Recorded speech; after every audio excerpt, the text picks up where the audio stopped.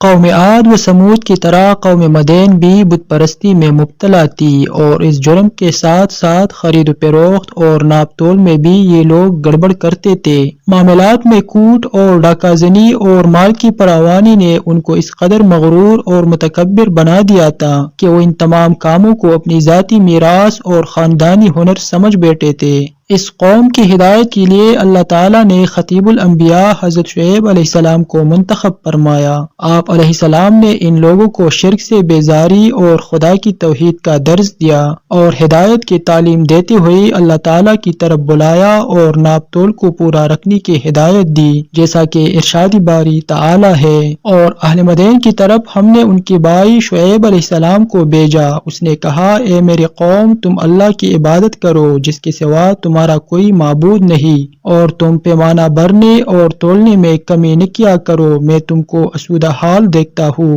اور میں تم کو ایسے عذاب کے دن سے ڈراتا ہوں جو کہ ہر قسم کے عذاب کا جامع ہوگا۔ حضرت شعیب علیہ السلام نے لوگوں کو ہر طرح سے سمجھانے کی کوشش کی، مگر اس بدبخت قوم پر کوئی اثر نہ ہوا، اور اپنے گزشتہ تباہ شدہ بھائیوں کی طرح انہوں نے بھی اللہ کے نبی علیہ السلام پر اعتراض کرنے شروع کر دیے کہ کیا آپ کو آپ کی نماز یہ کہتی ہے کہ ہم اپنے باپ دادا کا دین چھوڑ دیں اور اپنے مال میں اپنی مرضی سے تصرف نہ کریں؟ حضرت شعیب علیہ السلام پر چند کمزور آدمی ایمان لائے، اور مالدار افراد اور قوم کے بدماشوں کا یہ طریقہ کار تھا کہ جو لوگ شعیب علیہ السلام کی خدمت میں دین سمجھنے اور قبول کرنے کی غرض سے آتے، ان کو راستہ میں روک کر ڈراتے دھمکاتے اور مسلمانوں کی روبرو جاہلانہ شکوک و شبہات پیش کرتے اور دین حق میں ٹیڑھی ٹیڑھی باتیں نکالنے کی کوشش کرتے۔ آپ نے ان کو بھی روکا، لیکن بدباطن لوگ بجائے اس کے کہ اللہ تعالیٰ کی بات سنتے اور اپنے لیے اللہ کے نبی کو ایک رحمت سمجھتے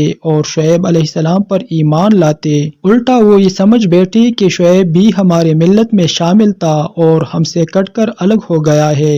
اور ساتھ ساتھ انہوں نے ان لوگوں کی واپسی کا بھی مطالبہ کیا جو واقعی کفر کو چھوڑ کر مسلمان ہو چکے تھے، اور شعیب علیہ السلام کو دھمکی دی کہ یا تو ہماری دین میں شامل ہو جا ورنہ ہماری بستی سے نکل جا، اور شعیب علیہ السلام سے کہنے لگے کہ اگر تیرا اتنا بڑا قبیلہ نہ ہوتا تو ہم دیکھتے کہ تو کس طرح ہمیں اس دین سے ہٹاتا ہے، ہم تجھے سنسار کر دیتے۔ حضرت شعیب علیہ السلام نے ان کو جواب دیا کہ کیا میرا قبیلہ اللہ سے بھی تم کو زیادہ عزیز ہے، اور خدا کو تم نے بلا کر پس پش ڈال دیا ہے، یقیناً جو عمل تم کرتے ہو وہ سب میرے رب کے احاطہ علم میں ہے۔ حضرت شعیب علیہ السلام نے گزشتہ تباہ شدہ قوموں کا حوالہ دیتے ہوئے ان کو فرمایا کہ ان لوگوں نے بھی اللہ تعالیٰ کے انبیاء کی مخالفت کی تھی اور اپنی ضد پر ڈٹے رہے تھے۔ اللہ تعالیٰ نے ان سے انتقام لیا اور ان تمام کو پر کردار تک پہنچایا۔ کہے ایسا نہ ہو کہ میری مخالفت کی وجہ سے تم کو بھی کوئی ناگہانی آفت آ گیرے،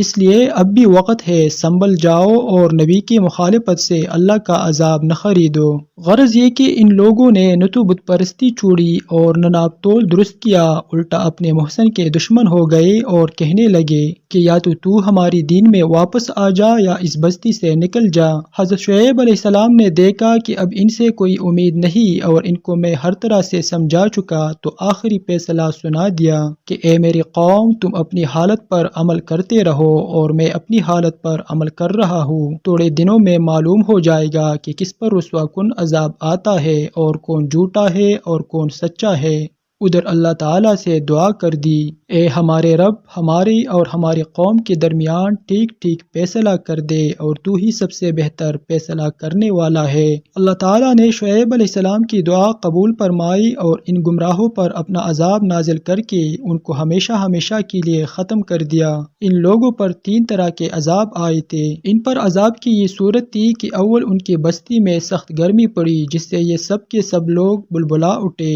پھر ان کے قریب جنگل میں ایک گہرا بادل آیا جس سے اس جنگل میں سایہ ہو گیا، یہ دیکھ کر تمام بستی والی اس سایہ کے نیچے جمع ہو گئے۔ اس طرح یہ خدائی مجرم بغیر کسی وارنٹ کے اور سپاہی کے خود ہی اپنی ہلاکت کی جگہ پہنچ گئے۔ جب سب کے سب جمع ہو گئے، ان پر پہلے بادل سے آگ برسنے لگی اور زمین میں زلزلہ آیا جس سے یہ سارے کے سارے ہلاک ہو گئے۔ ان پر پہلے بادل سے آگ برسی، پھر سخت چنگاڑ کی آواز آئی، پھر زلزلہ آیا، اور اس طرح یہ سب کے سب ہلاک ہو گئے۔